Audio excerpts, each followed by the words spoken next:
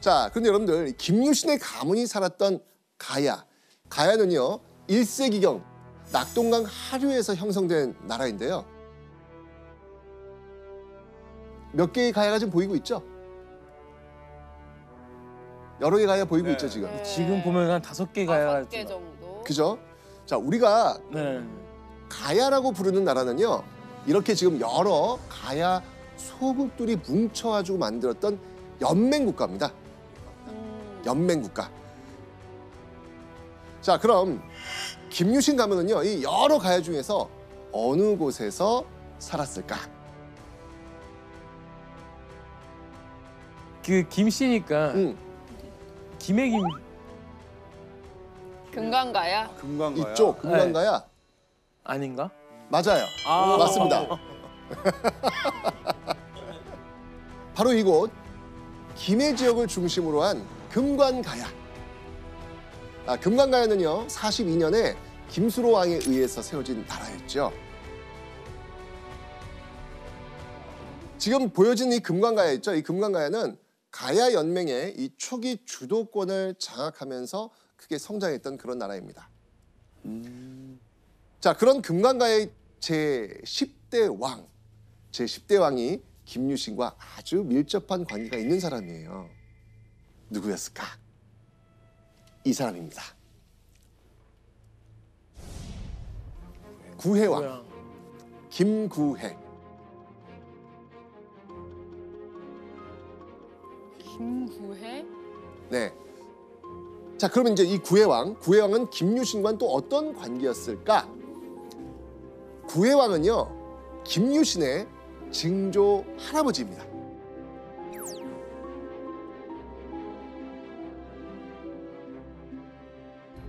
증조 할아버지. 네, 증조 할아버지. 어. 자, 그런데 이 구해왕이 집권하던 6세기경 이 가야 연맹이 큰 위기에 빠지게 됩니다. 대체 무슨 일이 벌어진 걸까요?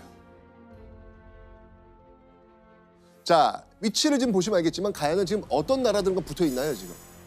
신라. 맞습니다. 자, 가야는 이렇게 신라와 지금 국경을 맞대고 있었던 적국이었습니다. 국경을 맞대고 있던 이 신라가요, 야욕을 드러낸 것이죠. 영토를 넓히기 위해서 바로 이 가야 연맹의 맹공을 펼치고 있었던 것이죠. 전쟁. 아, 맞습니다. 네, 맞습니다. 가야 연맹은요, 신라의 총력을 다해 맞서고 있는 상황이었습니다. 자, 그런데 532년 구해왕이 신라 법흥왕에게 찾아갑니다. 구해왕. 왜 법흥왕에게 찾아갔을까요?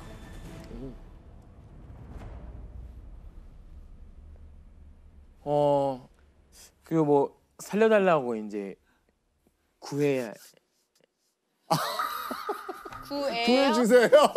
아, 구해달라. 와, 조나탄.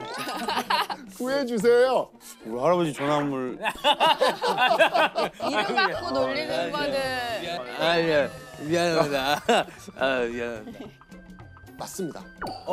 아 진짜요? 항복하러 간 거예요. 항복하러.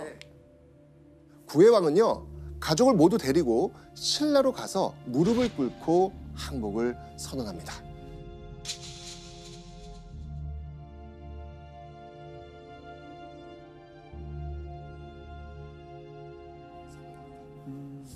그리고 법흥왕은요, 구해왕의 항복을 받아들입니다. 그리고 이 구해왕 가족에게 정말 특별한 대접을 했죠. 법흥왕은요, 구해왕과 가족들을 신라 진골 신분으로 살도록 했습니다. 진골. 네. 진골. 네, 신라에는 골품제라고 하는 독특한 신분제가 있었어요. 골과 두품으로 이루어져 있는데 이런 신분제는 혈통에 따라서 이 등급을 구분하는 것이었죠. 이 골은 이제 왕족에 해당되는 신분층이고 두품은 귀족들이나 일반 평민들이 여기에 포함되어 있었습니다. 그런데 구해왕이 진골이 되었다라는 것은 금강가의 왕족 출신으로서 신라에도 왕급에 해당되는 그런 신분을 보장받은 것이죠. 엄청 와. 배려해 네, 준 아니, 거네요. 그러니까 엄청 매료해 준 거예요. 어마어마한 거죠. 자, 그렇게 가야 왕족으로서 예우를 받아 신라 진골이 된 김유신 집안. 자, 그건 곧요 신라에서 왕실의 친인척에 버금가는 대우를 받게 되었다는 것을 의미합니다. 그 이후 남은 여러 가야도 차례로 신라에 병합되죠. 그렇게 가야 연맹은 역사에 막을 내리게 됩니다.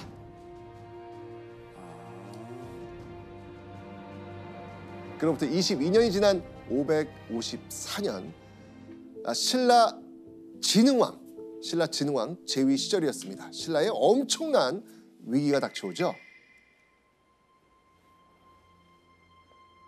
백제군이 신라의 요충지 관산성을 습격을 하는 겁니다. 신라로서는요, 이 관산성을 어떻게든 지켜야 됐죠. 왜냐하면 관산성이 뚫려버리면 백제와의 영토 전쟁에서 주도권을 빼앗길 수도 있었거든요. 결국 백제군은 이 관산성을 향해 총공세를 펼칩니다.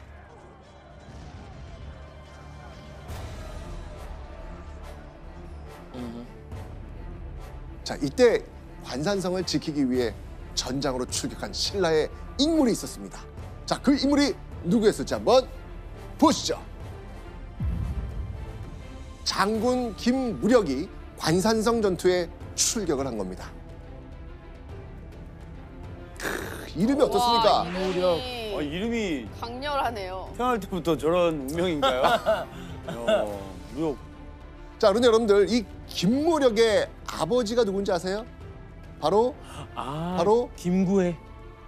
맞습니다. 김무력은요, 구해왕의 셋째 아들이었습니다. 가야의 항복 이후 신라의 대표 장군으로 활약하고 있었거든요. 자, 그렇다면 결과 어땠을까요? 신라의 압승이었습니다. 신라군은요, 무려 3만 명에 달하는 백제군을 죽입니다. 그리고 결국 백제 성왕을 죽인 겁니다. 그렇게 백제군을 괴멸시키고 왕마저 죽인 관산성 전투를 신라의 대승리로 이끈 인물이 바로 김무력. 교수님, 가의 적이었던 신라에 그렇게 충성을 다한 이유가 뭘까요? 네, 그 김무력 집안은 항복했던 나라였던 것이죠. 그래서 국가에 대한 귀속보다는 가문의 위상을 높이는 게 더 중요했다고 생각했던 것 같습니다. 그래서 김무력은 신라 사회 내에서 자신의 집안들을 크게 일으키기 위한 그런 노력을 했던 것이죠. 자, 그렇게 김무력의 활약에 힘입어서 신라 중앙무대에서 신흥 무장 가문으로 이름을 떨친 이 김유신 집안. 그 사이 김무력은 아들을 얻게 됩니다. 바로 김서현. 자, 이 김서현 역시 신라를 위한 인재로 성장하는데요. 바로 이 김서현의 아들이 누구다? 김유신. 맞습니다. 바로 김유신. 네. 자, 그런데요, 이 김유신의 탄생에는요, 그의 아버지 김서현의 아주 애틋한 러브 스토리가 있어요. 러브 스토리. 네.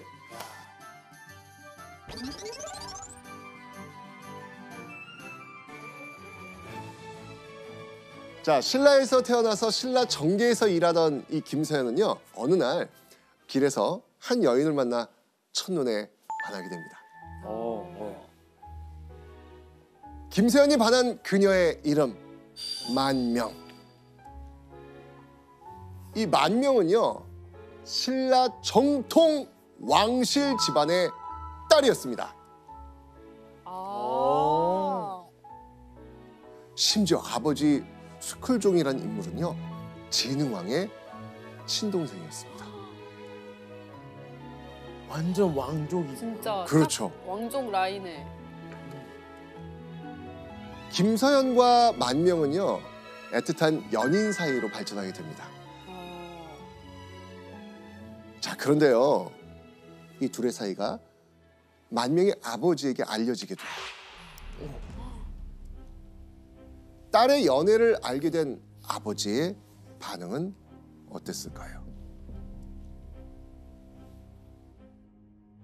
스쿨종이 비로소 딸이 김서연과 야합한 것을 알고서 이를 미워하여 별채에 가두고 사람들로 하여금 지키게 하였다. 둘을 떼어놓기 위해서 자기 딸을 지금 집에 가둬뒀다는 것이죠.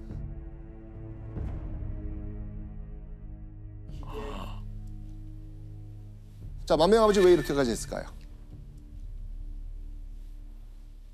집안. 어떤 집안이 별로니까. 왜 별로예요? 가야 출신이잖아요. 가야 출신. 네, 가야계하고 사돈이 되기 싫었던 거예요. 그래서 만명 아버지는 어떻게든 떼어놓으려고 딸을 가두는 초강수마도 지금 두고 있는 것이죠. 초강수. 자, 그런데 여러분, 집안의 반대가 지금 극심했잖아요. 네. 근데 김유신은 어떻게 태어났을까요? 와 이거 진짜 드라마인데 이러면. 여기서 가출한 거야? 맞습니다. 갇혀있던 만명 부인이 아버지 몰래 집을 빠져나온 거예요. 그리고 김서연과 만명은 지금의 충북 진천인 만노군으로 도망칩니다.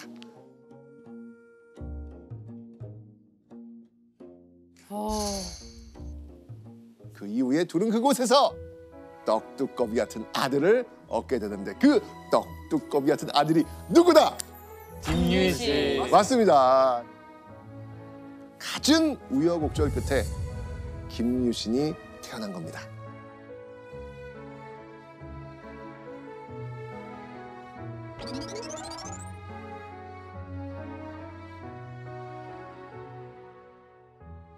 가야 혈통으로 태어나 무럭무럭 자란 김유신. 자, 이 김유신의 이름이 역사에 다시 등장한 거는요, 15살 때입니다.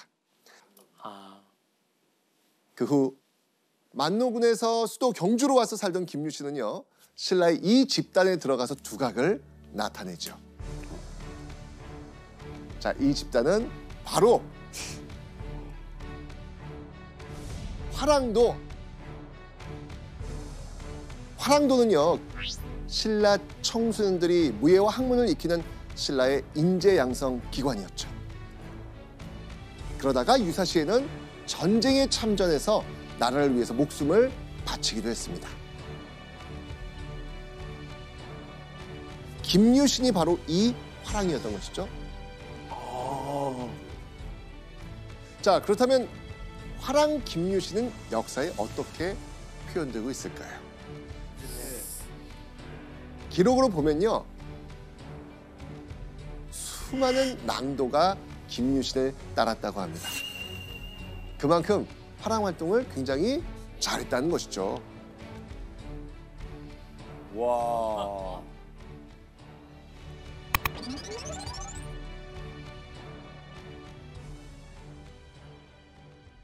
자, 화랑으로서 뛰어난 자질을 갖추고 인재로 거듭난 김유신. 그러던 어느 날 김유신은요, 인생에 있어서 아주 중요한 인연을 만납니다.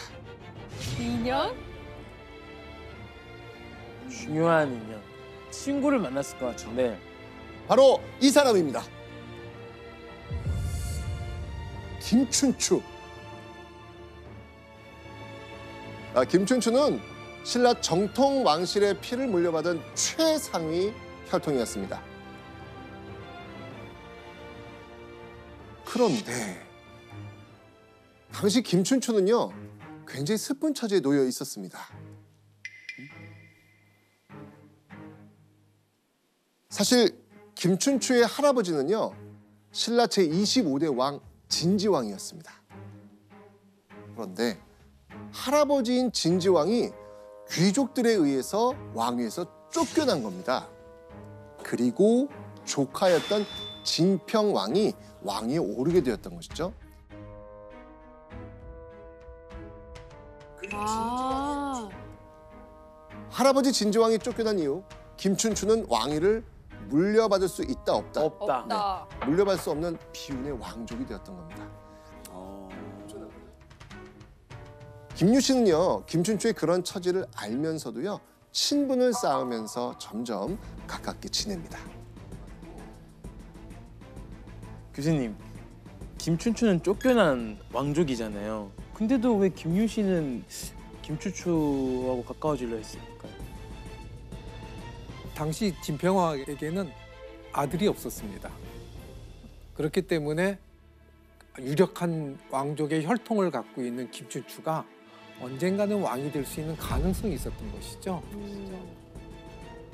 그래서 김유신이 생각하기에는 자신의 군사적 능력을 뒷받침해주면 언젠가 왕이 될 수 있다라고 판단했고 자신이 제2인자로 오를 수도 있다고 생각했던 것이죠.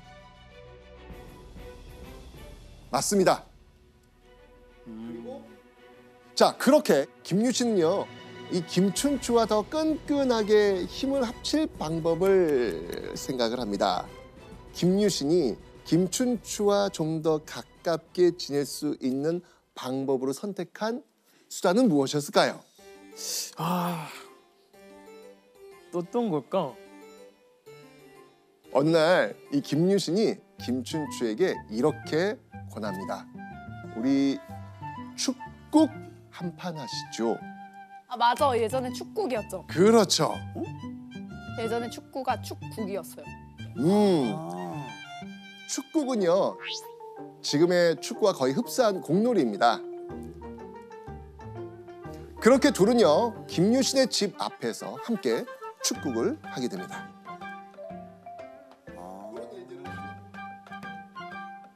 신나게 뛰어다녔겠죠? 그런데 김유신이 그만 김춘추의 옷걸음을 밟아서 후두둑 뜯어지고 맙니다. 당황한 김춘추.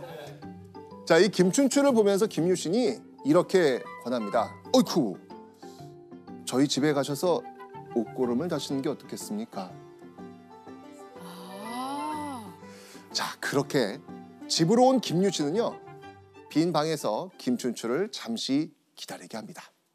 잠시 후 김춘추가 있던 방문이 열리고 뜻밖의 인물이 들어옵니다. 누가 들어와요?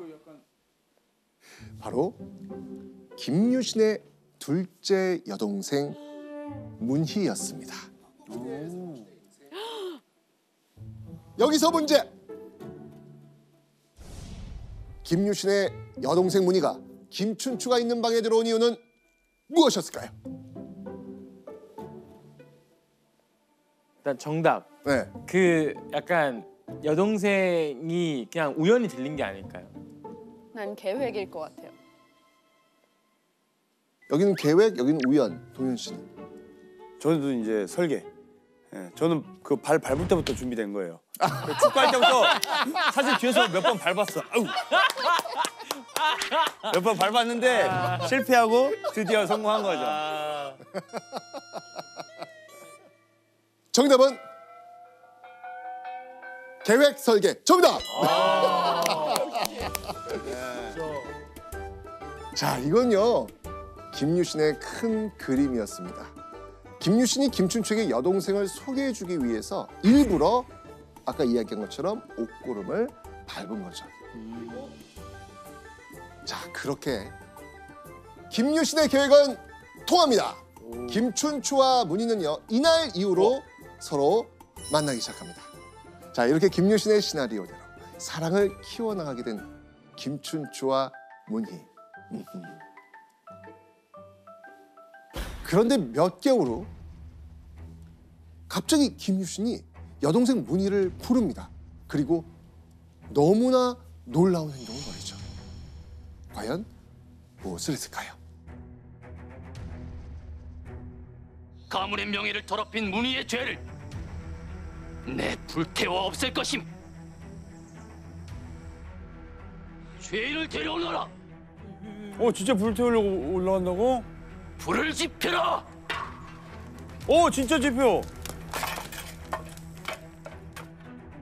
김유신이 이렇게 분노한 이유. 과연 김유신이 노린 것은 무엇이었을까요? 바로 왕실의 허락. 왕실이 승인하면 아무도 뭐라고 할 수 없잖아요. 김유신 이거 일단 김유신의 동생 문이 불태우겠다라고 주변에 소문을 냅니다. 소문을 내요. 자, 그리고 그 디데이를 신라 왕위 계승서열 1위 덕만공주. 덕만공주 누구죠? 정망공주. 한국사 최초의 여왕. 선덕여왕. 아, 네. 선덕여왕. 아이, 선덕여왕. 선덕여왕. 맞습니다. 훗날 선덕여왕이 되는 덕만공주가 김춘추랑 같이 행차하는 날, 김유신은 문희를 세워두고 진짜 불을 붙인 겁니다. 자, 김유신 집에서 연기가 풀풀 피어나니까 놀랍니다. 덕만공주는요. 이게 무슨 일이냐? 왜 김유신 집에서 이렇게 지금 연기가 막 나오느냐? 빨리 상황을 파악해봐라. 이후 어떻게 됐을까요? 그 덕만공주가 당장 김춘추에 가서 문희를 구하라고 합니다. 그건 곧 왕실이 김춘추와 문희의 결혼을 허락한다는 거였습니다. 와 이거 드라마인데 이것도. 자, 그러니까 문희와 김춘추가 사랑에 빠지긴 했는데 결혼에 골인을 하기는 상당히 어려웠던 거예요. 신분. 왕족이니까. 그렇죠. 가야계라는 혈통이 문제였던 겁니다. 김유신의 아버지 역시 가야계라고 결혼 반대 당했었잖아요. 결국 김유신이 택한 파격적인 방법이 두 집안의 결합을 끌어냈던 것이죠. 그래서 계획적으로 또 했는데도 그게 더 잘 되니까. 엄청난 분이네요. 자, 그렇게 김춘추와 결혼으로 맺어진 김유신. 이후 김유신은요, 자신과 가문의 입지를 한 번 더 높일 기회를 맞이하게 됩니다. 때는 629년이었는데요. 김유신은 35살의 원숙한 장군이 되어 있었습니다. 이때 신라는요, 한강 유역을 더 안정적으로 지키기 위해서 북쪽으로 영토를 더 확장하려고 했죠. 자, 그러니까 고구려를 선제 공격하기로 한 겁니다. 그리고 신라가 공격하라고 했던 곳은요, 바로 고구려의 요충지 낭비성이었습니다. 신라와 고구려 둘 사이에 피할 수 없는 전쟁이 시작됩니다. 자, 의기양양하게 고구려로 향하는 이 신라군, 낭비성에 도착한 신라군은요, 돌격하라! 함성과 함께 고구려와 크게 맞붙습니다. 결과는 어떻게 됐을까요? 승리. 패배합니다. 대패합니다. 야심차게 쳐들어갔는데 패했다.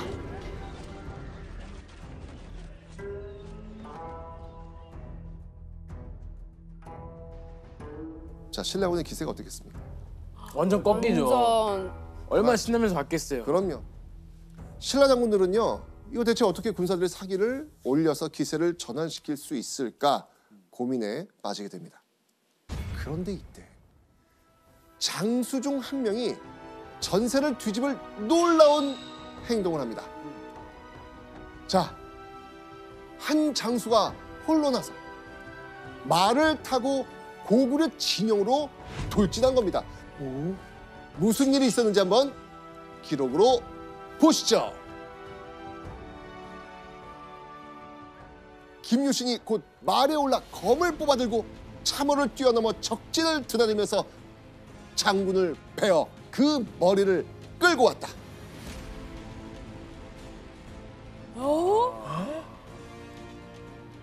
고구려 진영으로 돌진한 겁니다. 그리고 고구려 장군 한 명의 목을 베어서 들고 온 거예요.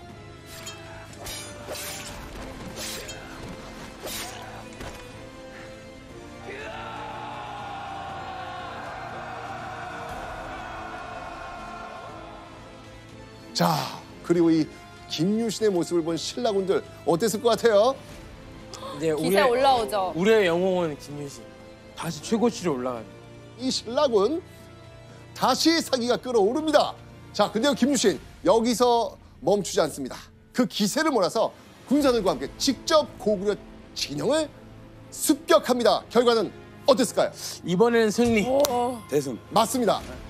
고구려군 5천여 명을 전멸을 시킵니다. 와. 그리고 낭비성주의 항복마저 받아냈죠.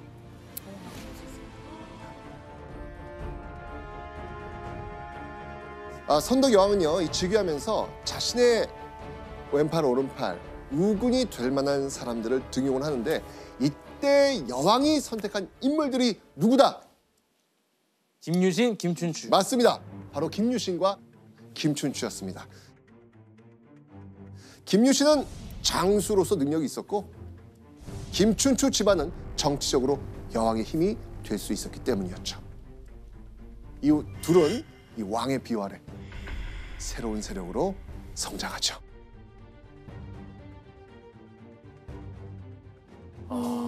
자, 선덕여왕, 김춘추, 김유신 이 3인방이 만들어갈 신라의 역사. 와 대박. 근데 트라이앵글처럼 트라이앵글 딱 그렇죠. 완벽해. 조합이 딱 네. 좋네요. 그렇죠? 자, 그런데 선덕여왕의 시대가 11년째 접어들었을 무렵에 갑자기 신라 조정에 아주 충격적인 소식이 날아듭니다. 바로 백제 의자왕이 작심을 하고 신라의 총공세를 펼친 거죠. 의자왕의 기세 대단했습니다. 신라는 지금의 경남 합천인 대량주에 있던 40여 개의 성을 빼앗기게 됩니다. 심지어 수도인 경주로 바로 진군할 수 있는 최후의 보루 대하성까지 순식간에 함락되고 맙니다. 정말 절체절명의 위기 상황. 자, 이렇게 되니까 신라 조정에는요 큰 위기감이 감돌 수밖에 없었겠죠. 그런데 이런 상황에서 비난의 화살을 정말 한 몸에 받고 있는 사람이 있었습니다. 누구였겠습니까? 바로 김춘추였어요. 김춘추? 김춘추. 근데 대하성이 함락됐는데 선생님 왜 김춘추가 비난을 받아요? 궁금하시죠? 네. 이유가 있습니다. 자, 먼저 당시 그 대하성을 지키고 있던 성주, 이 성주가 누구였냐면 김품석이라는 인물이었거든요. 근데 이 김품석이 바로 김춘추의 사위였습니다. 아 저희 그때 했었던 것 같은데 이장왕 할 때? 했죠. 기억이 나세요 이제? 네. 네. 그런데 이 김품석이 뭐 제대로 싸워보지도 못하고 그냥 성 내준 거예요. 이러니까 신라 조정이 김춘추 어떻게 보겠습니까? 완전 이제 비난을 하죠. 그럼요. 근데 교수님이 대하성 함락이 두 사람에게 이 타격이 된 또 다른 이유도 있지 않습니까? 네, 이 대하성이 있는 자리 위치가 본래 그 가야 땅이었죠. 그러니까 대하성은 김유신의 세력 기반이기도 했던 것이고 바로 그 자리에 김춘추가 사위를 보냈다는 것은 이 두 사람의 공동의 세력 근거지였다는 것이죠. 이 공동의 세력 근거지를 뺏겼다. 이 두 사람은 그 이 어려움을 돌파해야 되는 그런 시점이 됐던 거죠. 네. 자, 이렇게 대하성의 함락으로 정치적 수세에 몰렸던 김춘추. 그런데 김춘추에겐 사실 개인적으로 더 충격적이고 슬픈 소식이 있었습니다. 뭐지? 대하성 함락 당시 성주였던 사위 옆엔 바로 김춘추의 딸이 함께 있었거든요. 딸이요? 딸. 사위였으니까 딸이 있을 거 그렇죠, 아니에요. 그렇죠. 사위와 딸 고타소는 바로 이 백제군의 손에 죽고 말았던 겁니다. 그런데 이 죽음이 이 끝이 아니었어요. 백제가 김춘추의 딸을 모욕하려고 그 시신을 백제 감옥에 묻어버린 거예요. 충격적인 사실에 김춘추는 넋이 나갔습니다. 복수는 나의 힘. 그렇게 김유신과 김춘추는요, 남은 생을 걸고 백제를 없애버리겠다고 다짐을 합니다. 너무 화도 나고. 그렇죠. 네.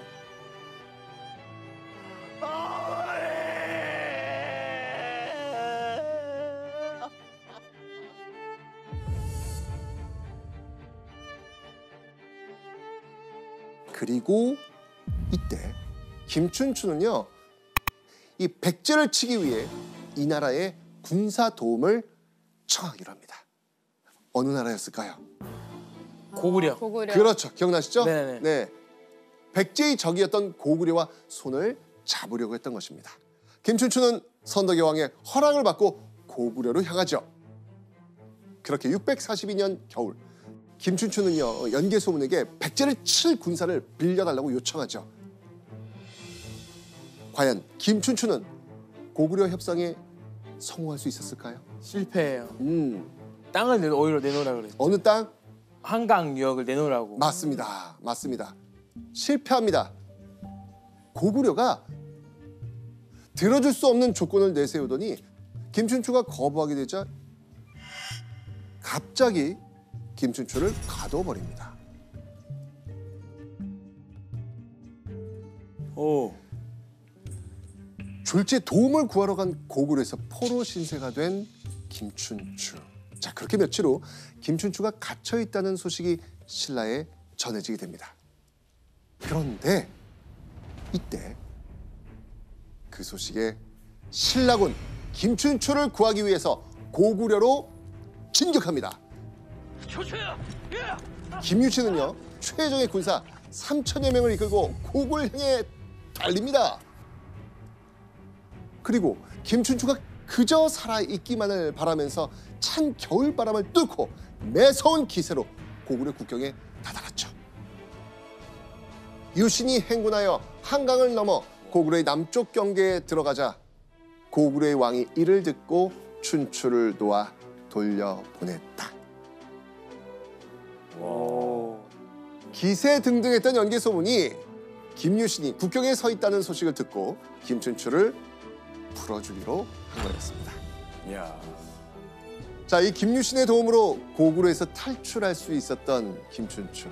와우. 이제 김유신과 김춘추는 어떤 사이겠습니까? 완전 그냥 형제 같을 것 그렇죠. 같아요. 서로 어려울 때 약속대로 또 지켜주고 했으니까. 너무 고맙죠. 그렇죠. 중주야, 우리는 일심동체다. 네가 죽으면 나도 죽는 것이다. 내 결코 너를 죽게 내버려 두지는 않을 것이다.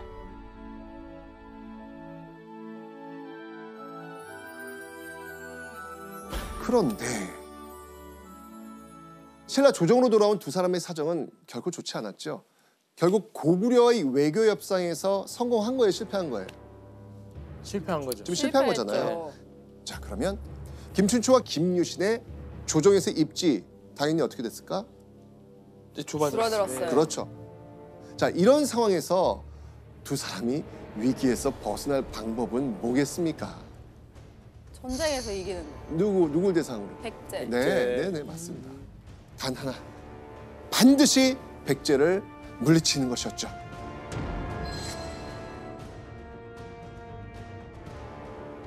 자, 이제 김유신이 자신의 군사적 능력을 한껏 발휘해야만 했습니다.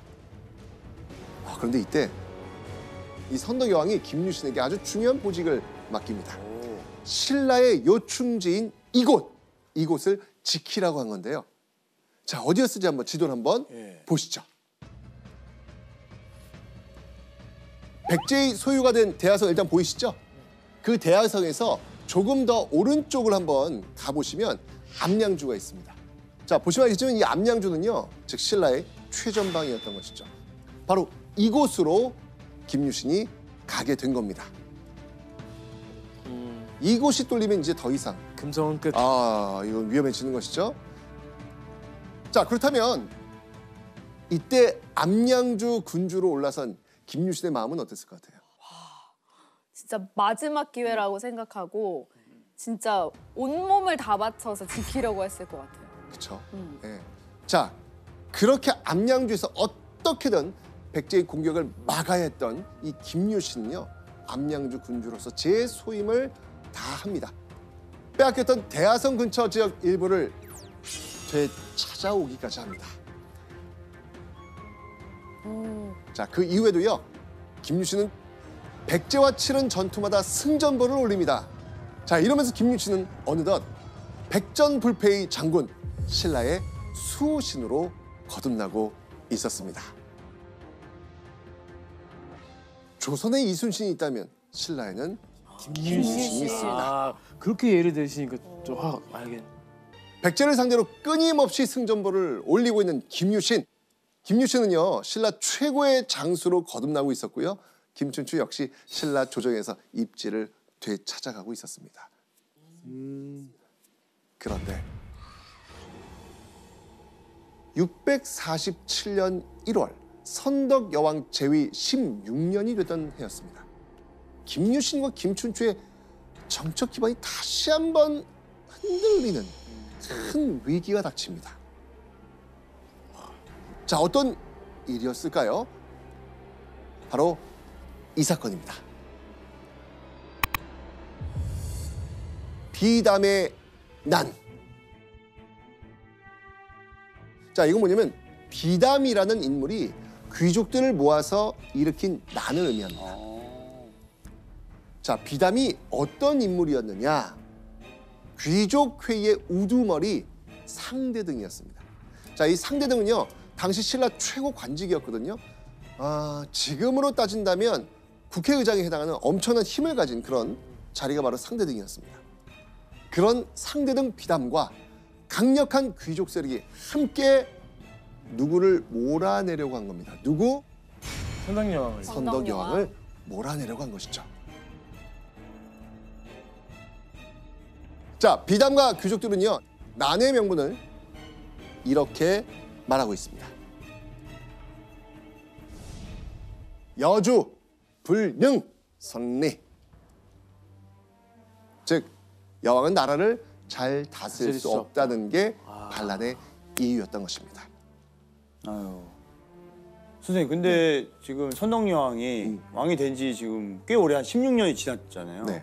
왜 그때 돼서 이제 와서 뭐 저렇게 안 된다, 여주 불능 선리를 왜 외치는 거예요? 좋은 질문이에요. 왜냐면 이때 선덕여왕이 병을 앓고 병석에 누워 있었거든요. 이게 기회라고 봤구나. 그렇죠. 자, 그러면 여왕이 아프면 그 다음엔 뭘 해야 돼요? 다음 왕을 생각해야 그렇죠. 돼요. 네. 후계자를 정해야 되잖아요. 네네. 그런데 그 후계자가 역시 여성이었어요. 바로 선덕 여왕의 사촌 동생 승만 공주였습니다. 그래서 이제 남자로 바꾸려고 난을 일으킨 거구나. 그렇죠. 비담이 이끈 반란파는요, 난을 일으켜서 차기 여왕의 즉위 자체를 막고자 했던 것입니다.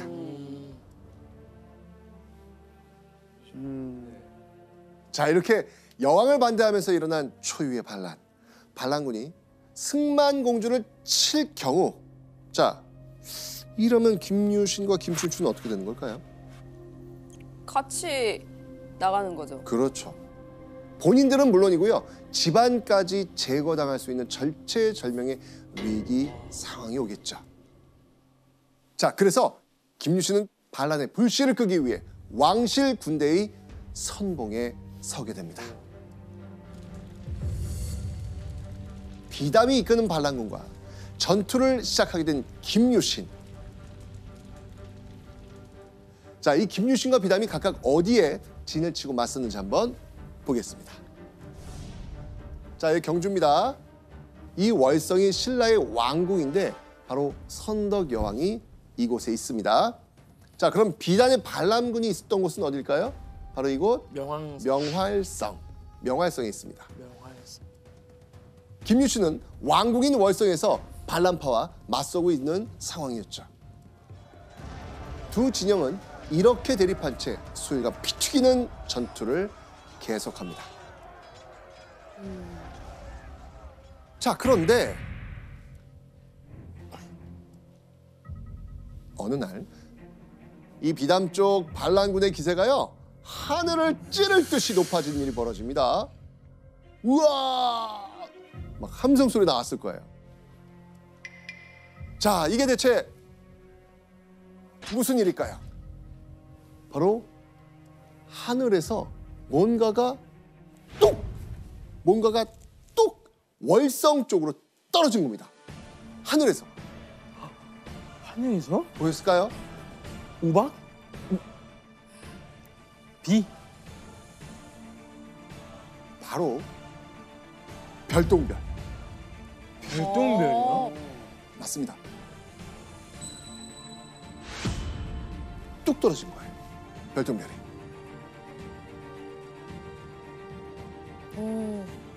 자, 그런데 이걸 본 비담이 갑자기 씩 웃습니다. 왜 웃었을까요? 약간 이게 하늘이 우리를 돕는구나라는 생각을 했을 수도 약간 있어요. 신호라고 예, 이제. 이거 약간 지금인가? 가자 하고 막 했을 것 같아요. 맞습니다. 자, 비담은 자신이 이끄는 반란군을 모아놓고요, 별똥별에 대해서 충격적인 해석을 합니다. 별은 곧 여왕을 의미하는데 별이 뚝 떨어졌으니 여왕이 패한다는 겁니다. 여왕이 떨어진다. 그렇죠.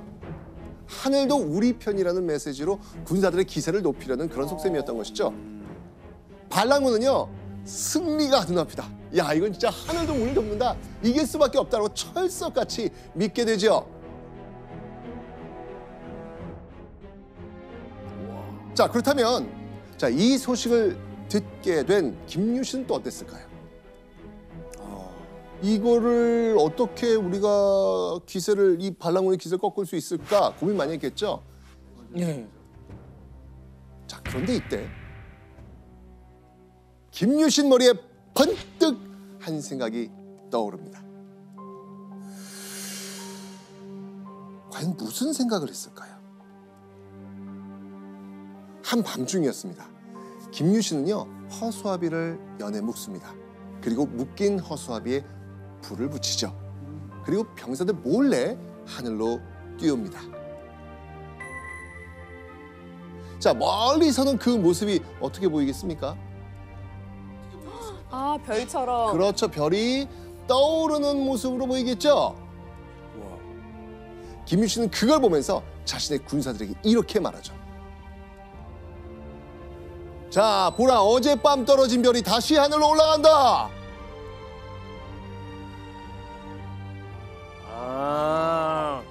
병사들의 사기를 한순간에 끌어올릴 계책을 동원한 겁니다. 그 효과 어땠을까요? 이건 통했을 것 같아요. 아이, 통해요. 완전 좋았을 완전 것 통했을 같아요. 것 같아요. 이 당시 이거 무조건 통합니다. 자, 이렇게 되면서요, 전세가 한 번에 뒤집힙니다. 왕실 병사들이 하늘은 다시 우리 편이다 라고 믿게 된 것이죠.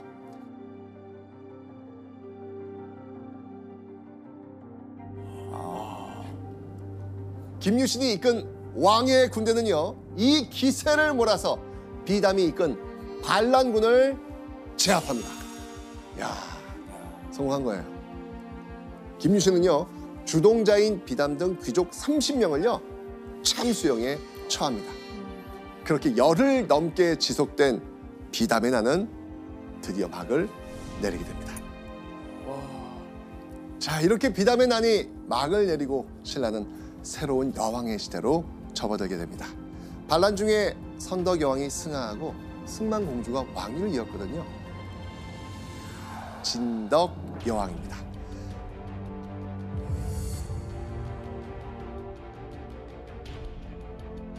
자, 이렇게 비담의 난이 제압된 이후에 김유신과 김춘추는 명실공히 신라 조정의 중심이 됩니다. 자, 둘은 잠시 접어뒀던 목표를 향해 다시 달리기 시작합니다. 두 사람이 가지고 있는 목표, 바로 그 백제 멸망을 위해서. 자, 둘은 백제를 무너뜨리기 위해서요, 각자의 임무를 수행하기로 하는데요. 김춘추는 어디로 갔을까요? 아, 김춘추요? 혹시 외국으로 갔나요? 당으로 갔죠. 그렇죠. 맞습니다. 당나라. 백제를 무너뜨릴 군사적 도움을 받기 위해서 당나라로 향한 거죠. 당시 당나라는요, 절대 권력자였던 당태종이 군림하는 아시아 최고의 군사 강대국이었습니다. 그곳에서 김춘추는 동맹을 맺기 위해 정말 사력을 다합니다. 그 결과 김춘추 당태종과의 협상에 성공합니다. 힘을 합쳐서 고구려와 백제를 함께 치기로 했던 것이죠. 자, 그렇게 더할 나위 없는 최고의 외교 성과를 갖고 신라로 돌아왔던 김춘추. 김춘추가 이렇게 나라 밖에서 활약하는 동안 김유신 역시 신라에서 엄청난 성과를 거두고 있었습니다. 어떤 성과였을까요? 김유신과 김춘추에게 너무나도 아픔을 주었던 그곳. 대야성. 대야성을 치고 있었어요. 좀 더 가봅시다. 함락했어요. 다시 가져왔어요. 대야성을. 맞습니다. 와, 김유신. 백제에 함락당했던 대야성을 6년 만에 다시 찾은 겁니다.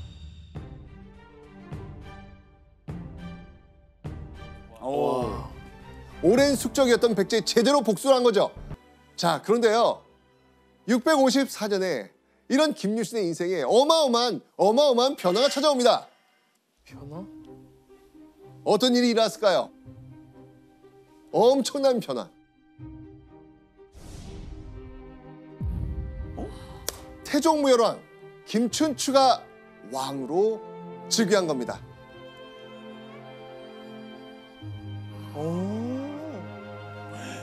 사실 654년에 진덕 여왕이 승한 거예요. 자, 이런 상황에서 진덕 여왕의 가장 가까운 핏줄이 김춘추였거든요. 아, 친척이니까. 맞네. 네. 왕실이 대를 이을 사람이 없는 상황에서 김유신이 일찍이 예측한 대로 김춘추가 왕위에 오른 겁니다. 이렇게 김춘추가 왕이 되기까지 가장 힘이 되었던 사람 누구였습니까? 김유신. 옷 고른 거 하영식뿐만 아니라 고구려 국경까지 가서 찾아오고 막 온 인생을 걸고 정말 김춘추 옆에 있었던 사람이 김유신 아니겠습니까? 그쵸.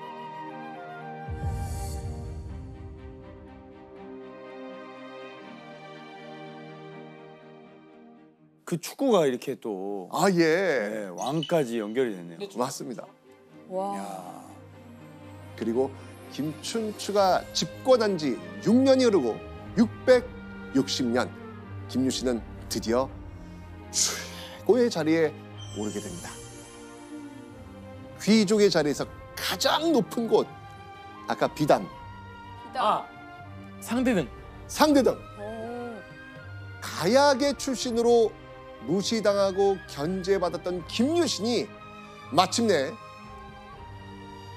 신라 귀족의 맨 꼭대기에 서게 된 겁니다. 자, 이때 김유신의 기분은 어땠을까요?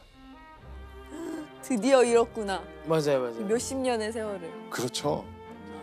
자, 그리고 몇 개월 후 김유신은요, 김춘추와 함께 18년 동안 품었던 복수의 마침표를 찍기 위해서 출격합니다. 660년 나당연합군이 드디어 백제를 공격합니다. 자, 이때 신라군을 이끈 총지휘관 누굴까요? 김유신. 김유신. 와, 그 나이에요. 네. 김유신은요, 5만 명의 신라군을 이끌고 당나라 군사와 힘을 합쳐서 지금의 충남 부여에 있는 백제 수도 사비성을 공격합니다. 결국 나당연합군의 공세에 백제 의자왕은 항복하죠. 그토록 꿈에 그리던 백제 멸망의 순간이었습니다.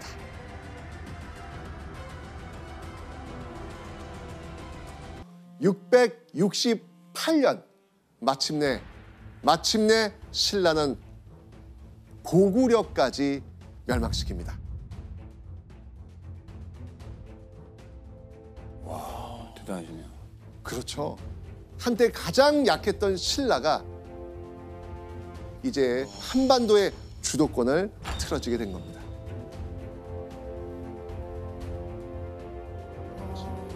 그렇게 김유신은 신라 왕실과 백성들의 존경을 받으며 여생을 보냅니다.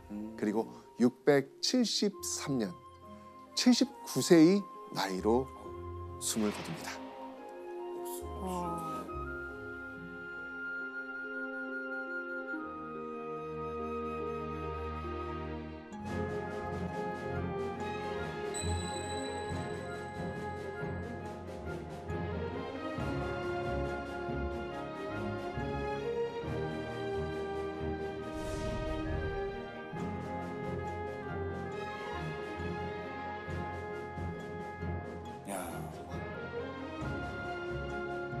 신라와 한데 칼을 겨누기까지는 가야의 후손이 신라의 왕으로 올려진다. 이건 역사상 다시 없는 이례적인 일이었습니다.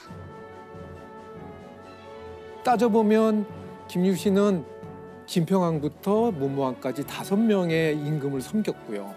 그다음에 백제와 고구려를 멸망시켜서 사만일통을 이루었고 그 이후 신라는 새로운 사회가 되었기 때문에 아마 두고두고 신라 사회 내에서 김유신이 높이 평가를 받고 추승되었던 것이 아닌가 이렇게 생각이 됩니다. 최고 권력자인 연개소문 집안이 왜 고구려 멸망에 영향을 줬을까요? 자, 그걸 알려면요. 우선 연개소문 가문에 대해 먼저 알아봐야겠습니다. 연개소문은요. 고구려 최고 가문 중 하나에서 태어났는데요. 무려 할아버지와 아버지가 고구려 최고 관직, 지금으로 본다면 국무총리급인 대대로와 망리지를 역임한 귀족 가문이었습니다. 그러니까 고구려 이제 국무총리를 지칭하는 이름이 대대로 망리지. 망리지. 이걸 역임했던 그런 분들이라는 얘기죠. 집안이 좋았네요. 그렇죠. 한마디로 당시 연개소문은 고구려의 유력 가문 연씨 집안의 촉망받는 젊은 후계자였던 것입니다.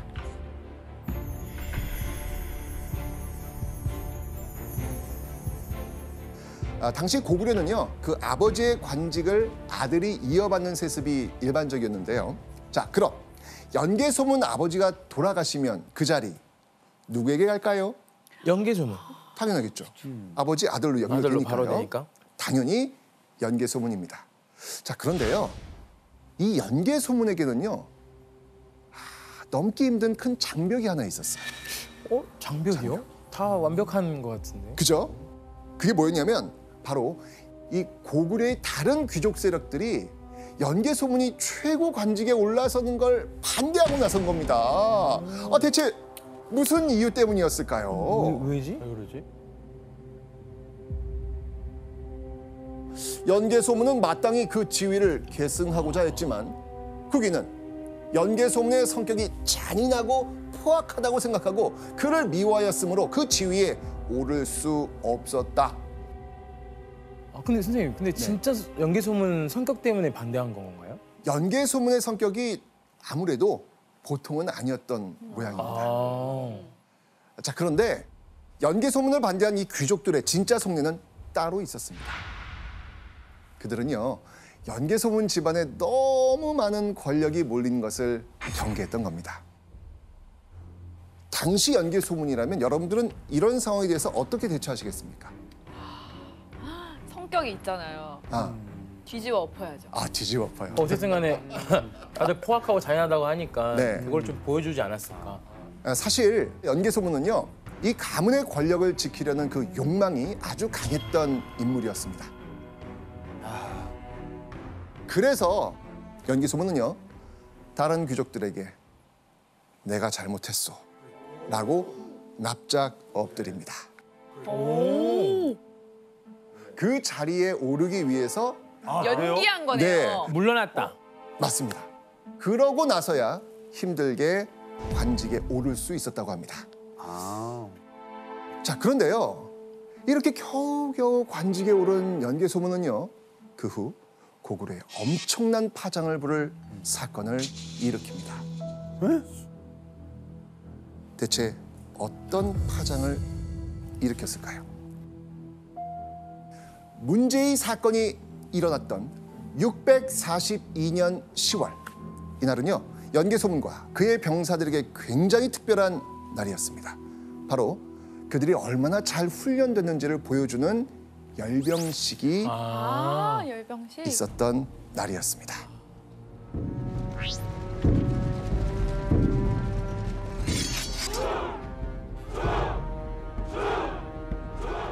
고구려 유력 조정 대신들을 비롯해 수많은 사람이 이 자리에 함께했습니다.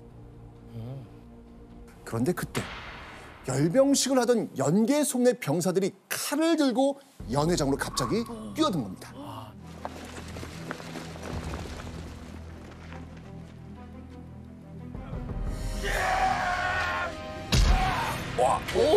뭐야? 뒤집었네. 열병식장은요 한순간에 비명이 난무하고 이 피비린내가 진동하는 사륙의 현장으로 돌변합니다. 감이 좀 오십니까? 어떤 일이 벌어졌는지? 자, 지금 연개소문 부하들의 갑작스러운 공격에 저항 한번 제대로 못하고 죽어간 고구려의 대신들이었습니다. 연개소문의 잔인한 사륙은 여기서 끝이 아니었습니다. 왜 그러지? 자, 연개소문의 다음 행선지는 어디였을까요? 바로 고구려의 왕, 영유왕이 있는 궁궐이었습니다. 그는요, 곧바로 자신의 병사들을 이끌고 왕에게 달려갑니다. 그리고 순식간에 영유왕을 죽여버립니다. 그런데요, 이보다 더 충격적인 일은 그 후에 일어납니다. 또 그것보다 충격적인 게 있나? 궁궐로 들어가 왕을 시해하고 왕의 시신을 잘라 여러 토막으로 내고 도랑에 버렸다. 아유. 이날의 잔인한 사륙은 바로 연개소문이 계획한 쿠데타였습니다.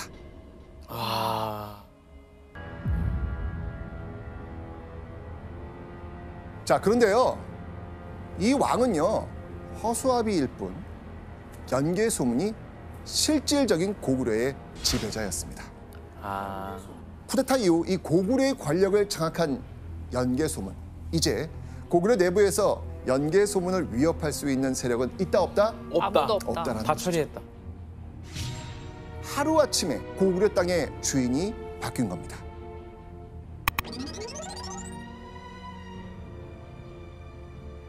그런데요, 진짜 견제는요 고구려 내부가 아닌 외부에 있었습니다. 자, 그걸 알기 위해서 지도를 한번 보도록 하겠습니다. 7세기 지도입니다. 자, 당시 이 고구려를 위협하던 강력한 나라가 있었는데요, 바로 이 고구려와 국경을 맞대고 있었던 중국의 당나라였습니다. 사실 중국의 나라들이 이 고구려를 노렸던 건 어제 오늘의 일은 아닙니다. 당나라 이전에 중국 대륙을 지배했던 나라가 있었는데요, 그 나라가 바로 수나라입니다. 이 수나라 역시 무려 110만 대군을 이끌고 고구려를 침략하기도 했습니다. 110만. 이게 어마어마한 숫자죠. 네. 그죠? 612년 중국 수나라의 군대를 고구려의 을지문덕 장군이 살수, 지금의 청천강 일대에서 크게 승리하면서 수나라를 물리쳤습니다. 엄청나네요. 그렇죠. 그리고 618년 수나라의 뒤를 이은 나라가 바로 당나라였던 당나라. 것이죠. 자, 그러니까 한마디로 이 고구려의 위로는 중국의 당나라가, 또 이 고구려의 이 아래로는 신라가 이렇게 국경을 맞대고 있었던 겁니다. 자, 그런데 이때 연개소문에게 뜻밖의 인물이 찾아옵니다. 대체 누구였을까요? 바로요, 신라의 실권자 김춘추입니다.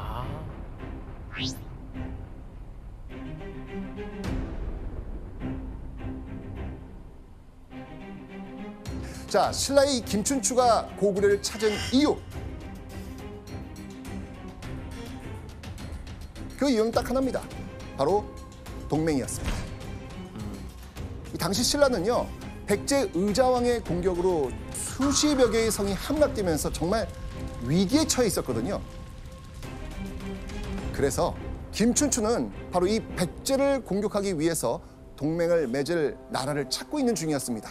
김춘추가 동맹을 위해 찾은 곳, 그곳이 바로 고구려였던 것이죠.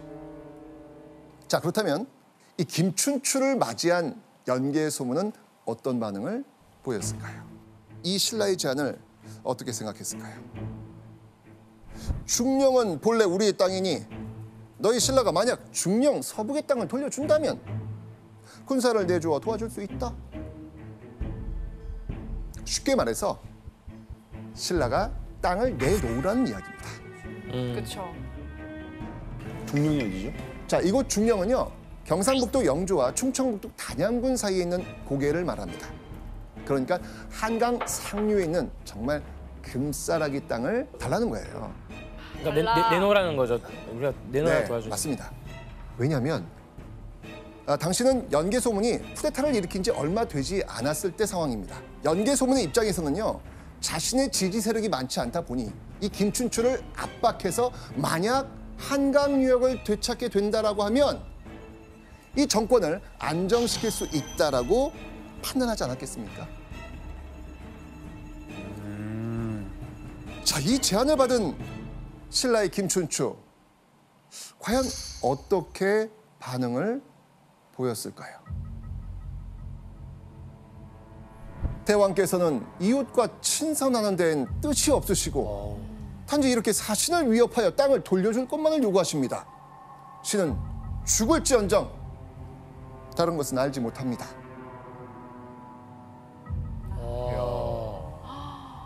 땅은 주지 않겠다 이건가요? 그렇죠. 입장 강경하네요. 알겠죠? 김춘추의 입장 알겠죠? 네. 결국 김춘추에게 연개 소문의 제안은 죽을지언정 절대로 받아들일 수 없는 제안이었던 겁니다. 이 말을 들은 연개 소문은 크게 분노합니다. 그렇죠. 연개 소문은요, 바로 신라에서 온 그 김춘추를 가둬버립니다. 어이? 그 자리에서요? 사신을? 네. 이후요, 포로로 잡힌 김춘추가 간신히 탈출해가지고 신라로 돌아갑니다. 여러분, 김춘추라면 가서 뭐라고 했겠습니까? 칼을 가서 다시 공격할 것 같아요. 너무 억울해가지고. 맞습니다. 고구려 연개 소문 좋게 얘기했어요. 얘기할 수가 아니죠. 없죠. 그렇죠. 막 가뒀는데. 욕했을 거 아닙니까? 단절이죠, 단절. 맞습니다. 자, 이렇게 단 한 번의 외교 협상으로 신라를 적으로 돌려버린 연개 소문.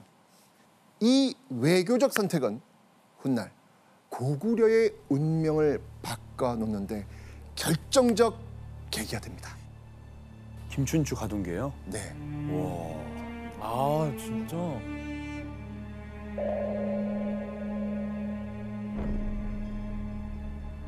자, 그리고요, 김춘추가 돌아간 이후에 고구려에는요, 또 다른 충격적 소식이 들려옵니다. 연개 소문이 쿠데타로 고구려의 실권을 장악한 지 약 1년 반 만에 누군가가 고구려를 정벌하겠다라고 선언한 사람이 등장합니다. 누굴까요? 앞서 우리가 도착해서 본 무덤의 주인공이기도 했던 당태종. 아 아까 처음에 나왔던 처음에. 그렇죠. 맞습니다. 그런데요, 이 당태종이 연개 소문의 이 행동을 문제 삼아서 고구려 정벌을 선포한 겁니다. 자, 대체 무슨 내용이었을까요? 연개 소문은 그 나라의 군주를 시해하였고 그 나라의 대신을 죽였고 이러니 토벌하지 않을 수 없다. 당태종은요, 연개 소문이 고구려의 임금과 대신들을 죽였다는 명분으로 고구려에게 선전포고를 한 겁니다. 오. 근데 왜 얘가 혼내줘요? 당태종은 천하 사방을 다 평정하려는 그런 야심을 갖고 있었던 군주입니다. 그래서 당연히 동쪽에 있는 고구려도 당에 굴복시켜야겠다는 그런 생각을 갖고 있었죠. 근데 고구려를 침공하려면 명분이 필요하지 않습니까? 그 명분으로 적절한 게 바로 연개소문의 쿠데타였죠. 그것이 이제 당태종이 강경하게 원정을 추진했던 명분이 되었던 것입니다. 그런데요, 여기서 좀 황당한 게 있습니다. 사실 이 당태종은요, 연개소문이 쿠데타를 일으켰다고 비난할 자격이 없습니다. 바로 당태종도 자신의 형과 동생을 죽이고 쿠데타로 왕위에 오른 인물이었거든요. 그러니까 형과 동생을 내로남불 근데 살면서 원래 자기가 이렇게 잘못한 사람들이 그런 사람을 제일 많이 욕해요. 진짜. 맞아. 그러니까 핑계에 불과했던 겁니다. 결국 연개소문 대 당태종, 둘 사이에 피할 수 없는 전쟁이 시작됩니다. 바로 여당 전쟁. 선전포고 이후 1년간의 준비 끝에 드디어 645년 4월 당태종은요, 최신형 무기와 20만이 넘는 군사를 이끌고 직접 고구려로 쳐들어옵니다.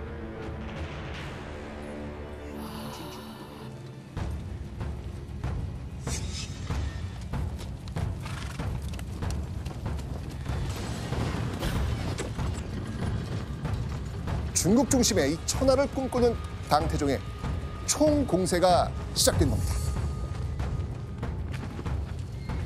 자, 그렇게 육군은 물론이고요, 수군까지 몰고 옵니다. 최정예 부대를 이끌고 무서운 기세로 진격해오는 당나라 군대. 대단하다 진짜. 와. 다행히도 고구려 역시 잘 막아냈지만요,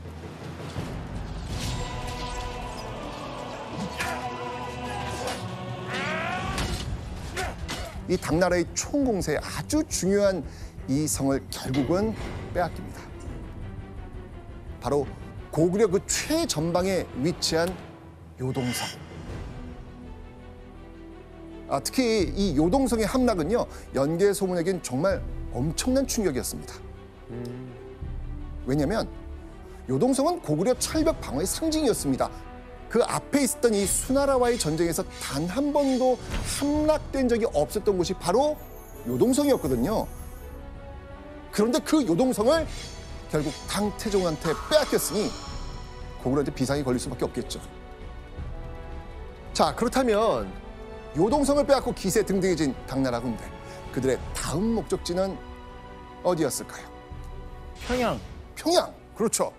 자, 그런데요, 수도인 이 평양성으로 향하기 전에 꼭 점령해야 하는 곳이 있었습니다.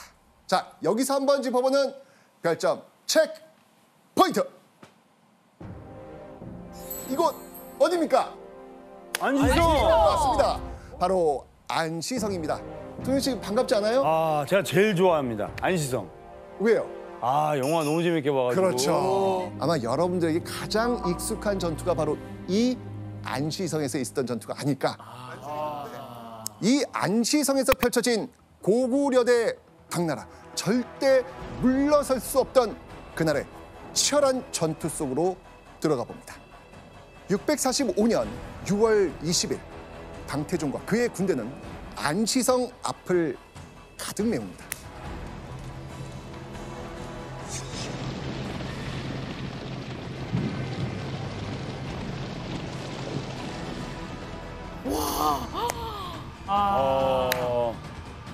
드디어 고구려와 당나라의 운명을 결정지을 안시성 전투가 시작됩니다.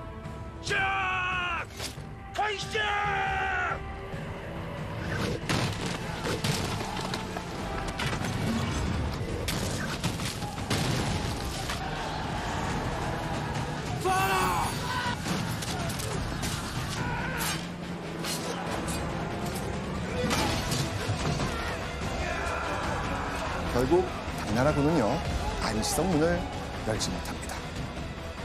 대단하다, 대단해. 왜냐하면 이 안시성은요 그 험준한 이 산 능성을 이용해서 성벽을 축조했기 때문에 사실 공격이 쉽지 않습니다.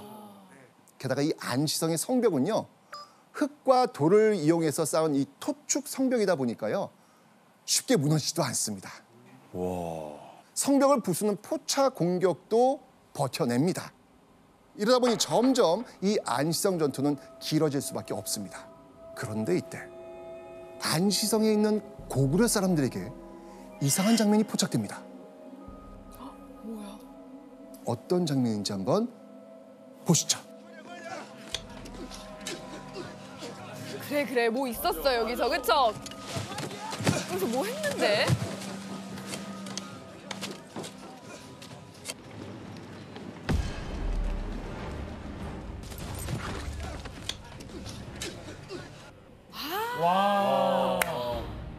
아 진짜 저게 얼마나 인원이 많으면 무식한 전술인데 저걸 해내잖아요. 그러니까요. 일반적인 공격으로는 이 당나라군이 안시성의 성문을 뚫을 수 없는 상황에서 당나라군은 안시성 성벽 높이까지 토산을 높게 쌓은 뒤 그 토산을 올라서 성벽을 넘어서 안시성을 쉽게 공격하겠다. 라는 목적에서 이 토산을 쌓은 겁니다. 하루 8,000명 이상의 인력을 투입해서요. 무려 60여일 동안, 2달 동안 밤낮으로 쉬지 않고 토산을 쌓은 당태종과 그의 군대. 드디어 토산이 높게 완성이 됩니다. 이제 안시성의 운명은 바람 앞에 흔들리는 촛불 같았습니다. 자, 여기서 당나라와 고구려의 운명이 좌지우지 될 겁니다. 그런데요, 이때 우르르르르르르 꽝 하는 천지가 진동하는 소리가 들립니다. 이게 무슨 소리일까요?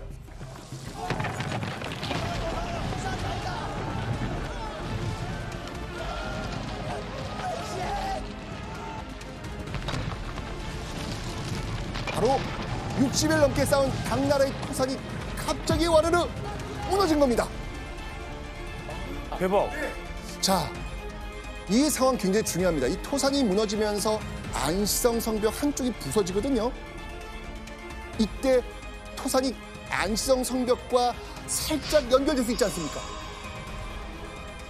이때 고구려군은요, 당황하지 않고 이 기회를 놓치지 않습니다. 재빨리 성이 무너진 곳으로 신속하게 달려나가 싸웁니다.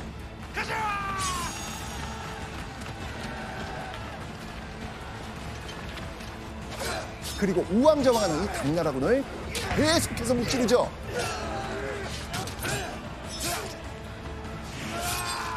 결국 그 토산을 점령합니다. 또 나와서 토산까지 점령해요? 네.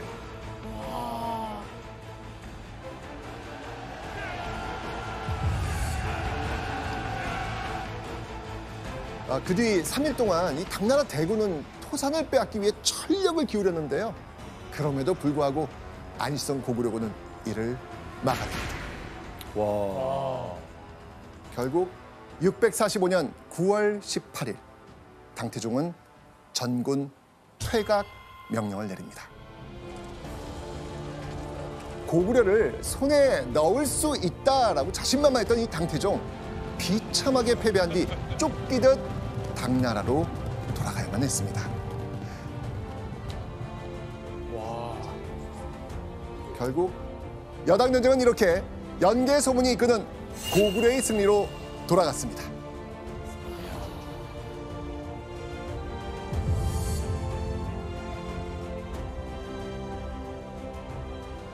결국 치열했던 여당 전쟁에서 승리한 연개 소문, 사실 여당 전쟁 이전만 하더라도요, 쿠데타로 일어선 연개 소문에 적대적인 세력이 적지 않았거든요. 그런데 연개 소문이 누굽니까? 고구려 최고 실권자로 중앙에서 이 전쟁을 총지휘했던 인물입니다. 그런데 그 전쟁에서 승리했다? 연개 소문의 권위 어떻게 되겠습니까? 올라가죠. 올라갈 총 수밖에 없죠. 올라가죠. 우려내서. 결국 이는 쿠데타 이후 불안했던 연개 소문의 권력이 더 튼튼해지는 계기가 된 겁니다. 여당 전쟁 승리 이후 본격적인 연개 소문의 시대가 시작된 겁니다. 탑이죠, 탑. 그렇죠. 탑. 맞습니다. 연개 소문이 새로 만들어낸 관직의 이름. 제일 높은 게 지금 뭐였죠? 현재까지? 대대로. 대대로. 자, 그렇다면 연개 소문이 새롭게 만든 관직의 이름 이겁니다. 대대로보다 더 높은 관직 태대대로. 태대대로. 네. 이런 식으로 하면 계속 생기겠는데요? 네, 그러니까. 자, 그렇다면 대대로와 태대대로의 차이는 뭘 것 같아요? 임기. 임기. 맞습니다. 이 태대로는요, 임기 없이 이 최고 권력을 누릴 수 있는 종신직이었습니다. 무기한. 교수님, 그냥 연개 소문이 원하는 대로 그냥 왕의 자리에 오르면 되는 거 아닌가요? 왕이 된다는 것은 전 왕조를 없애버리고 새로운 왕조를 만든다는 거가 되겠죠. 이 전 왕조를 없애려고 그러면 전 왕조에 무슨 큰 잘못, 하자가 있어야 되는데 뭐 고구려는 왕실은 그런 상황은 아니었죠. 그러니까 본인이 뒤에서 실권을 다 가지고 운영하는 게 사실은 더 편한 일입니다. 자, 그러면 연개소문은 이제 만족했을까요? 만족해야 되는데. 아, 여기 어디까지가? 연개소문은요, 만족하지 않습니다. 만족하지 않습니다. 연개소문은요, 이제 자신의 집안 식구들에게 그 권력을 나눠주기 시작합니다. 아, 집안 식구들한테요?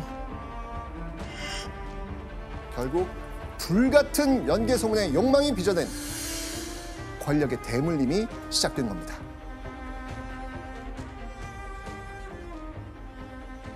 그런데요, 동현 씨가 혹시 나중에 권력을 그 집안에서 물려준다고 했을 땐 누구한테 제일 많이 물려줄 것 같습니까? 뭐 저는 안 그렇겠지만 뭐 또 보통 평균적으로 보면 네. 이제 아들에게 주지 않나요? 애기 아들이나 자식들한테 고루고루. 저는 안 그래요. 저는 안 그렇지만. 예. 맞습니다. 자, 그 힌트가 될 수 있는 표를 한번 네. 보여드리겠습니다. 자, 연개소문 집안 가계도인데요. 연남생, 연남건, 연남산. 연개소문에겐 3명의 아들이 있었습니다. 연개소문의 다음 스텝은요, 바로 별다른 공이 없는데도 이 아들들에게 큰 자리 하나씩 떡떡 주는 거였습니다. 아하. 그 중에서도 우리가 기억해야 할 인물이 있습니다. 오늘 이야기의 굉장히 중요한 포인트거든요. 꼭 기억하십시오. 바로 큰아들 연남생입니다.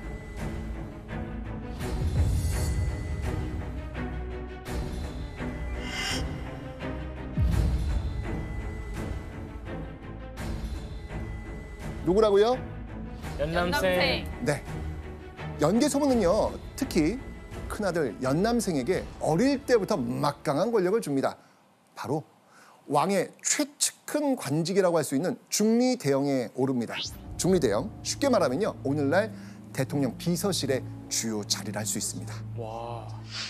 그런데요, 이때 연남생의 나이가 몇 살인지 아세요? 대통령 비서실 주요 자리에 딱 앉았던 이때의 나이, 좀 젊었을 것 같은데. 바로 18살. 18살이요? 굉장히 젊죠? 네. 게다가 이 연남생이 23살이 됐을 때는요, 최고 귀족 회의에 참석할 수 있는 지위에 오릅니다. 그리고 연남생은요, 중앙군을 총괄하는 3군 대장군직까지 겸하게 됩니다. 거의 뭐 총사령관급에 해당하는 그런 지위를 얻게 된 거예요. 게다가요, 장남 연남생을 비롯해서 이 다른 아들들에게도 아낌없이 좋은 관직 뻑뻑 나눠줍니다. 고구려 조정은 그냥 연씨 집안 판이 돼버린 거예요.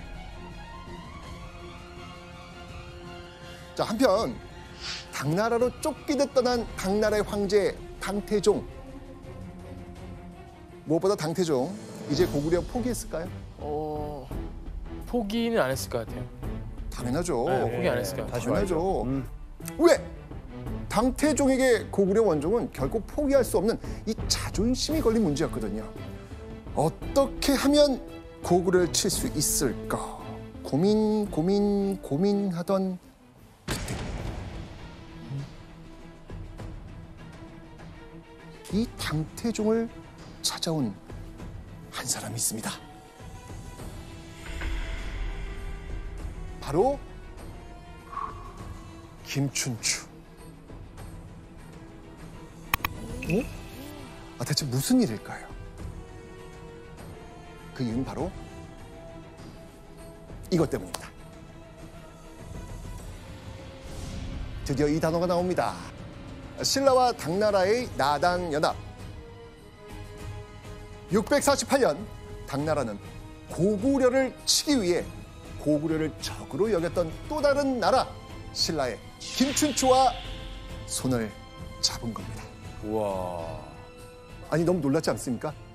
아까 김춘추 누구 만나러 갔었죠? 그때 연개소문. 근데 그게 끝났잖아요. 네. 그렇죠. 이때 연개소문의 입장 어땠을 것 같습니까? 몇 년 전에 그 자기 찾아왔던 그 김춘추의 그 회담이 그리웠을 거예요. 그랬을 수도 있을 것 같아요. 자, 이제는요. 위로는 당나라, 아래로는 신라. 두 나라가 지금 협공하면서 위아래로 지금 고구려를 압박하고 있는 상황이었습니다.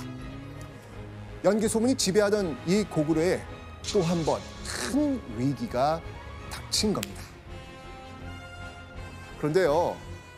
연개소문의 이 위기는 뜻밖의 상황 때문에 사라지게 됩니다. 어떤 상황이 벌어진 걸까요? 바로 나당연합을 맺은 다음 해인 649년 김춘추와 약속을 했던 당태종이 갑작스럽게 죽고 만 겁니다. 타이밍이 참. 이상하게 돕는다 하늘이. 자, 그런데요. 당태종은 죽기 전 유언을 남기죠. 우리 처음에 얘기했던 그 유언 뭐였죠? 우와. 요동은 안 돼. 고구려는 안 돼. 유언은 이랬습니다. 요동에 가는 일은 모두 중지하라. 이 유언의 의미는요. 당시 요동 땅을 지배했던 고구려와의 전쟁을 잠시 멈추라는 것이었습니다. 우와.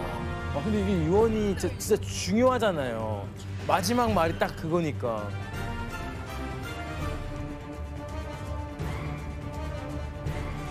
결국 당태종의 이 갑작스런 죽음으로 나당연합의 전쟁 준비는 잠시 멈추게 됩니다. 그리고 이 당태종의 뒤를 이어 그의 아들 당고종이 당나라 황제로 즉위하게 됩니다. 그리고 쭈루루루룽 10여 년의 세월이 흐릅니다. 와. 자, 그동안요. 고구려는 연개소문 가문이 완벽히 장악하고 있었습니다.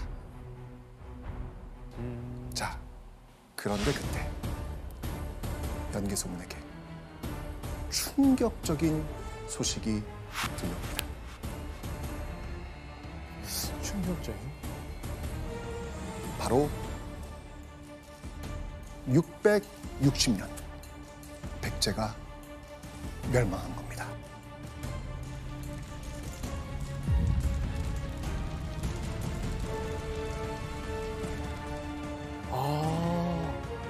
당태종이 죽고 끝난 줄 알았던 나당연합. 그런데 신라가 당태종의 아들 누구? 당고종. 그쵸. 이 당고종과 다시 연합을 맺은 겁니다. 그 후 신라와 당나라는 함께 대군을 끌고 쳐들어와 백제를 순식간에 멸망시켜버린 겁니다. 자, 그렇다면 연개소문은 왜 백제의 멸망에 충격을 받았을까요? 나당연합군이 다음으로 노리는 나라 어디겠습니까? 고구려죠. 고구려. 다음 순서는 당연히 고구려입니다. 교수님, 1차 여당 전쟁 때까지는요, 요동 쪽으로 이 고구려를 노렸던 당나라. 그런데 어디를 통해 고구려의 수도를 노릴 수 있게 되었다? 이제는 바닷길로. 바닷길. 여기도 이제 가능해진 거예요. 우와. 기세가 오른 당나라는요, 곧바로 고구려를 침공할 군대를 편성하기 시작합니다. 661년, 당나라는 무려 20여만 명의 대군을 이끌고 또다시 고구려를 침략합니다. 2차 여당 전쟁의 서막이 올라간 것이죠. 1차 여당 전쟁 이후 16년 만에 당나라와 맞붙게 된 고구려. 자, 이번에는 어떤 루트로 쳐들어왔을까요? 지도 한번 보시겠습니다. 자, 당나라군은요, 먼저 바다를 건너서 이곳 평양성 부근으로 쳐들어옵니다. 자, 그리고 두 번째 부대, 전통적인 그런 루트라고 볼 수 있겠죠. 압록강을 통해서 육로로 평양성을 향해 갈 그런 계획을 세웠던 것이죠. 게다가요, 신라 역시 군사를 보내 합세하기로 했습니다. 자, 이제 연개소문은 이거 막아야 될 거 아닙니까? 그래, 준비해야죠. 막아야 됩니다. 이거 못 막으면 고구려는 무너지는 겁니다. 끝나는 그죠? 자, 우선 연개소문은요, 당군이 이 압록강을 건너지 못하게 군사를 보냅니다. 661년 9월, 압록강을 사이에 두고 대치하게 된 당나라군과 고구려군. 그런데 이때 압록강 고구려군을 지휘하고 있었던 장수는 누구였을까요?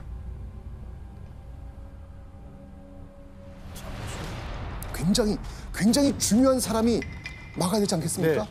그렇죠. 연개소문이 가장 중요하게 여기는 사람 누굴까요? 아들. 맞습니다. 네. 연개소문의 장남 연남생. 연개소문은 자신이 가장 믿는 아들 연남생에게 3만의 군사를 주고 압록강 앞을 방어하도록 합니다. 압록강에서 맞붙게 된 고구려 군과 당나라군. 아버지 연개소문의 기대에 연남생은 과연 부응했을까요? 연남생은요, 대패합니다. 연남생이 이끄는 고구려군은 정말 무참히 처참히 대패합니다.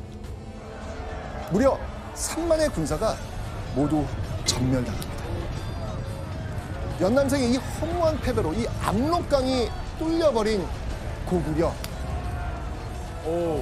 대체 무슨 이유 때문이었을까요? 그 문제는 총사령관 연남생에게 있었습니다. 어떤 문제였을까요? 바로 다름 아니라 연남생이 전투를 해본 경험이 없어요. 총사령관인데 지금. 나 경험이 없는데 이 부응을 어떻게 합니까? 아니 그러면 이제 연남생은 어떻게 됐어요? 궁금하시죠? 예. 연남생은요, 그 와중에 가까스로 혼자 도망쳐 목숨을 건져 돌아옵니다. 자신의 군사들은 다 전멸됐는데도 말이죠. 결국 전쟁 경험도 없는 아들 연남생에게 3만의 군사를 맡긴 연개소문의 판단. 이 판단은 완전히 실패로 돌아갑니다. 연남생의 이 허무한 패배로 이 압록강이 뚫려버린 고구려. 게다가 이미 평양성 앞에는 바다를 건너온 당나라군의 부대가 도착해 있었습니다. 그러면 뭐 갈 곳 없는 거죠. 지금. 그렇죠. 자, 이제 이 위기에 처한 고구려를 지키고 있는 사람. 그 사람은 누구일까요? 평양성을 지키고 있는 그 사람. 바로 연개소문이었습니다. 오.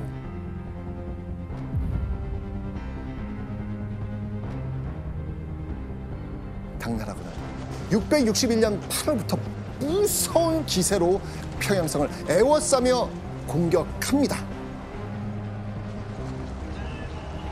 자, 이 당나라군에 대응한 연개소문의 전략은 과연 무엇이었을까요? 전략. 자, 여러분들 옛날 이 고대 전투에서 제일 두려운 게 뭔지 아십니까? 나 추운 거. 추운 거.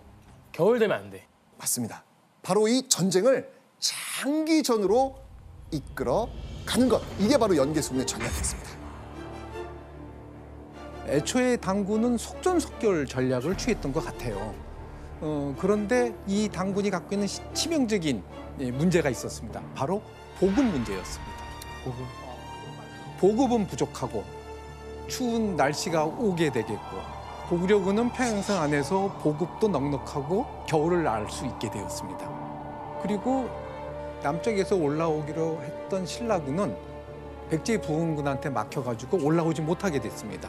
그래서 이 장기전은 당시 당군의 평양성 공격을 무력화시킬 수 있는 중요한 전략이었다고 생각을 합니다.